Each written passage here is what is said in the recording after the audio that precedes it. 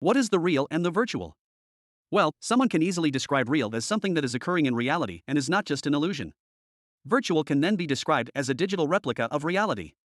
It then comes to the question of whether the money people hold in their bank accounts should be considered real or virtual. You cannot physically see the money nor touch it. You only see the numerical representation of your actual balance. This money can, however, be spent on goods and services just like physical money can, but you cannot keep it in a piggy bank, change it for notes, nor physically touch it. We are going to be analyzing the fictional conversation between Morpheus and Neo from the movie Matrix, released in 1999. What does Morpheus mean when he says, "And this wiring is the way meaning flows into our lives"? It is since people treat the Matrix as a reality, being connected to it sends a computer-generated reality to the people, and in that way meaning flows into their lives. It probably would be that some are not wired into the internet but are rather use it to achieve certain objectives and goals. The wiring comes in when we look at people who use the internet for recreation purposes. Entertainment found on the internet is addictive, and through this, people get to a point where they cannot detach themselves from the internet as they are as addicted to its entertainment. It is, however, not correct to say that people who cannot leave without their phones are also wired into the internet, as there are those who own phones that have no internet access, and they use these phones to set alarms, check the time, make, send, and receive calls and messages. These people are not addicted to their phones as there is nothing addictive on their devices. Good point, but you could also argue that the same could be said in favor of internet users. Having access to the internet and continuously using it does not dictate addiction or wiring. The internet can rather be looked at as another tool that humans are using for their social and economic development. While one person will look at people talking to themselves while walking on the road and think to oneself that these people are slowly getting wired into the internet through their phones, another will look at it as an advancement in communication technology and be amused by the way it can easily communicate with each other through small devices plugged into their ears.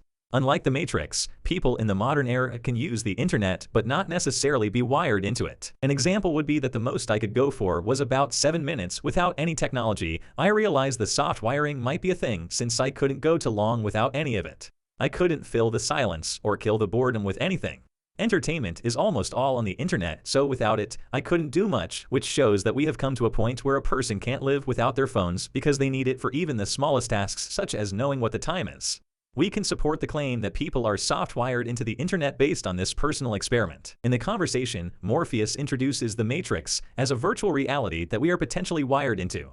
In our case, the internet is our Matrix. He argues that similar to the way the people were wired into the Matrix, we are wired into the internet. He goes on to mention that this wiring is the way meaning flows into our lives. As he goes on to explain that although people might believe that they can detach from this Matrix, they can't, as everything has been shifted to the online world. This goes to show that many internet users, if not all, who are already wired into this matrix, cannot break free from it. This is because they live in a world which runs mostly online, and detachment from it could be considered impossible. The internet, as we've come to know it, as a platform or tool that would allow communication among connected users all over the world. It has then grown to the point where people can do a variety of things.